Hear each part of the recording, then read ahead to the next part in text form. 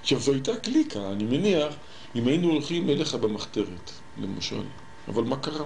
כל אחד מאיתנו הלך ישירות אל ראש השירות, אני גם אל ראש הממשלה, ושמנו את הדברים על השולחן. קליקה? אז איך עושים דברים? איך מתקנים דברים אם לא זו הדרך? איך? שייתן לי מישהו רצפט לתיקון מסוג אחר. בבקשה, אני מוכן להתווכח עם כל אחד. אבל אני היום עומד בצב לא נוח, גם כאן, שאני צריך להסביר, ואולי אני קצת נסחף לזה, גם משום שזה מרגיז אותי נורא, שאני רוצה להסביר שלא רציתי לרשת אותו, שלא אותה קליקה.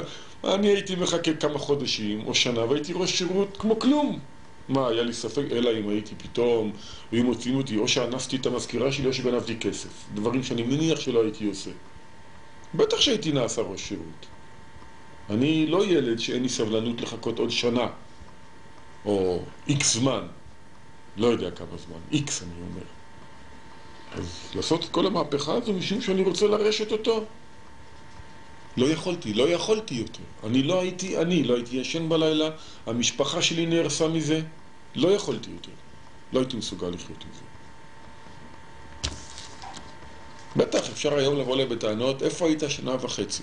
אוקיי, אז גם אני בן אדם, גם לי יש פחדים, ושאני הלכתי לראש הממשלה אני פחדתי מאוד, ואחרי שאני פוטרתי או הודחתי מהשירות אני פחדתי מאוד לגורלי ולעתידי. גם היום אני חושש, למרות שאני נשמע כזה גיבור וכולי. יש לי בעיה, אני יודע, אני צריך לתפקד בחיים. ואני רואה מה זה לעמוד בן אדם, מ-15 באוקטובר ששמתי דברים על השולחן עד היום עברו 5 חודשים או מה, דבש לא ליקקתי, אני גם לא מחפש את הדבש. אמרתי קודם, אני לא הולך לגן של שושנים.